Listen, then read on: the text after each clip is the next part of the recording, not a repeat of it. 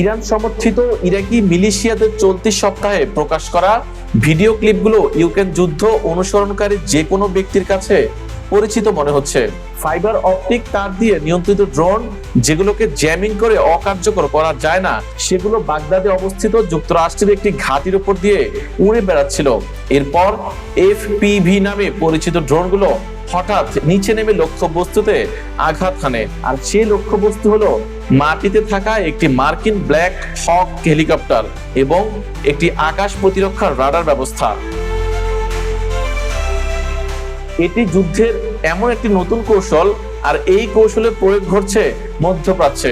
যুক্তরাষ্ট্রের president Donald Trump মধ্যপ্রাচ্য অঞ্চলে হাজার হাজার মার্কিন সেনা পাঠিয়েছেন।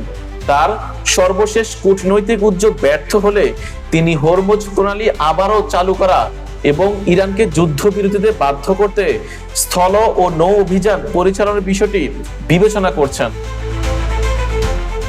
যুক্তরাষ্ট্রের এসব মেরিন ও সেনা সদস্যরা ইরানে অবতরণ করলে তারা এমন একটি ড্রোন নিয়ন্ত্রিত পরিবেশের মুখোমুখি হবেন যা ইরাক ও আফগানিস্তানের যুক্তরাষ্ট্রের আগের সামরিক অভিযানের সঙ্গে খুব কমই মিল রয়েছে।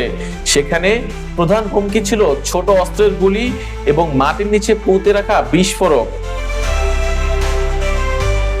যুক্তরাজ্যের বিমান বাহিনীর অবসরপ্রাপ্ত এয়ার মার্শাল মার্টিন স্যামসন বলেন, পারস্য উপসাগরে মোতায়েন করা যে কোনো মার্কিন স্থল সেনা বা যুদ্ধ জাহাজ হাতের কাছে লক্ষ্যবস্তু হিসেবে গণ্য হবে এবং উভয় পক্ষই এফপিভি ড্রোন ব্যবহারে সক্ষম। বর্তমানে international institute for strategic studies নামের একটি চিন্তন প্রতিষ্ঠানের মধ্যপ্রাচ্য শাখার প্রধান হিসেবে আছেন 3 তারকা জেনারেল পদমর্যাদার সাবেক এই বিমান বাহিনী কর্মকর্তা। তিনি আরো বলেন, ইউক্রেন যুদ্ধে জ্যামারের পাশাপাশি ড্রোনের আক্রমণ ঠেকাতে যানবাহনে যে ধরনের সরঞ্জাম ব্যবহার করা হয়, মধ্যপ্রাচ্যে আসা মার্কিন বাহিনী বা তাদের ল্যান্ডিং ক্রাফটগুলোয় তেমন সরঞ্জামের অভাব রয়েছে। স্যামসন বলেন, ইরান সম্ভবত এই দুর্বলতা আগে থেকেই আঁচ করতে পেরেছে এবং রাশিয়ার কাছ থেকে এই বিষয়ে অভিজ্ঞতা অর্জন করেছে যে কিভাবে এই সুযোগ কাজে লাগানো যায়। তবে এই বিষয়ে পেন্টাগন কোনো মন্তব্য করতে রাজি হয়নি। তারা বিষয়টি যুক্তরাষ্ট্রের সামরিক বাহিনীর সেন্ট্রাল কমান্ডের সঙ্গে যোগাযোগ করতে বলেছে। সেন্টকম মধ্যপ্রাচ্যে মার্কিন সামরিক অভিযান তদারকি করে থাকেন।